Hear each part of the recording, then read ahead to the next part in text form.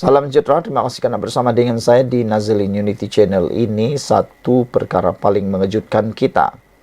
Apabila pendakwaan meminta supaya dai memeriksa kesihatan mental.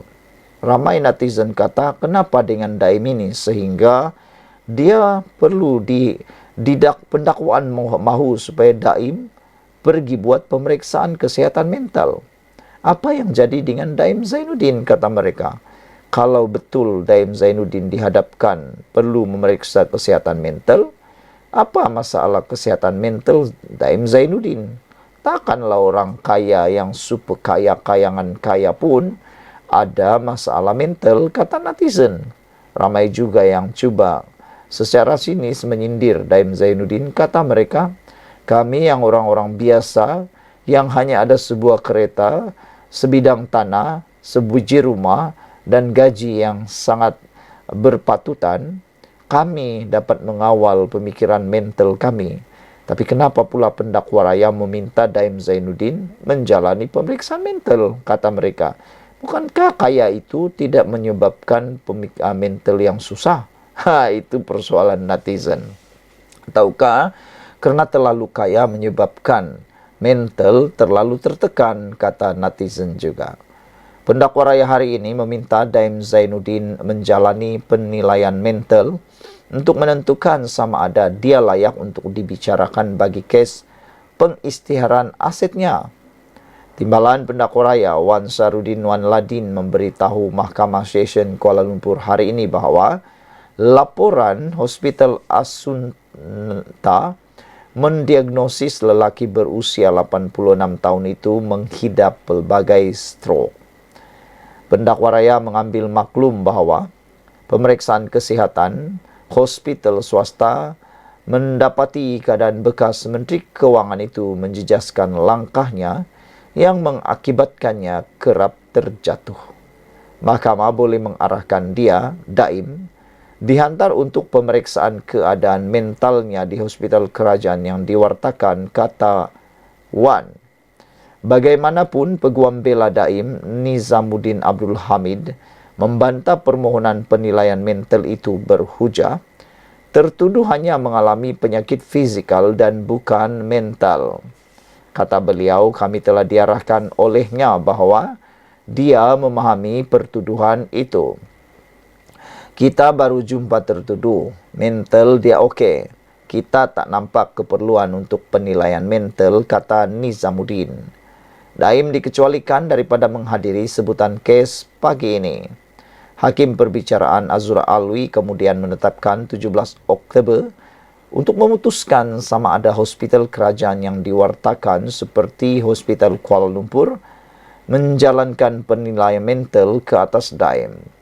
Pada 29 Januari, Daim minta dibicarakan kerana gagal mematuhi notis SPRM untuk mendedahkan aset merangkumi 38 syarikat, 25 bidang tanah dan hartanah, 7 kenderaan mewah dan 2 akaun dana pelaburan.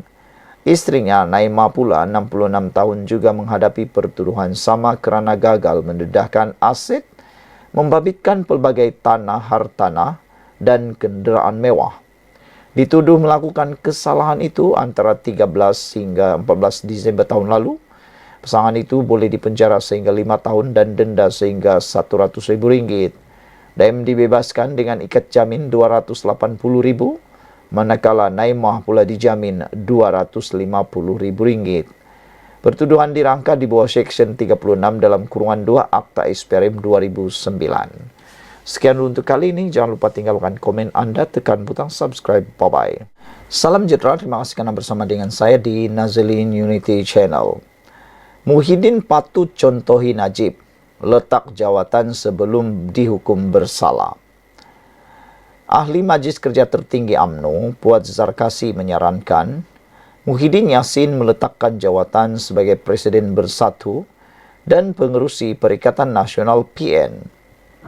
Katanya, bekas Perdana Menteri itu yang didakwa di Mahkamah Session hari ini atas tuduhan mengeluarkan perkataan menghasut di Felda Perasu di Gua Musang pada 14 Ogos lalu tidak wajar menjadi alasan dia belum dihukum bersalah untuk tidak berundur. Tidak payahlah guna alasan bahawa dia belum dihukum bersalah, kata Puan. Ini berkaitan integriti. Dia didakwa rasuah kerana isu jana wibawa. Hari ini pula dia didakwa kerana isu 3R, Raja, Agama dan Kaum. Menantunya pula belum menyerah diri dan bersatu kala teruk di Nenggiri, katanya dalam satu hantaran di Facebook hari ini. Puan Zarkasi di dalam hantarannya di Facebook menulis dengan jelas bahawa elok Muhyiddin berundur, kata Puan Zarkasi. Dia kata ini supaya menunjukkan betapa Muhyiddin Yassin mempunyai integriti yang bagus. Tidak payahlah guna alasan dia belum dihukum bersalah, kata Puan Zarkasi dalam Facebook beliau. Ini semua berkait integriti. Dia didakwa rasuah kerana isu jana wibawa. Hari ini pula dia didakwa isu 3R. Menantu Muhyiddin pula belum menyerah diri dan bersatu kala teruk di Nenggiri. Kata Puan lagi, Muhyiddin patut mencontohi Najib. Dia letak jawatan bila BN kalah PRU ke-14. Ketika itu dia belum didakwa pun. Tetapi kenapa dengan baggage yang berat masih mau kekal jawatan? Pas pula bisu kerana masih keliru siapa Dajjal, kata beliau. Ada beberapa netizen kata menulis banyaklah dalam ruangan komen di Facebook Dr. Puan Zarkasi. Antara netizen yang berikan komen, Azham Hamidi J kata, memang Din Sakau ni tak layak pun jadi presiden, kata beliau. Beliau patut cepat-cepat letak jawatan.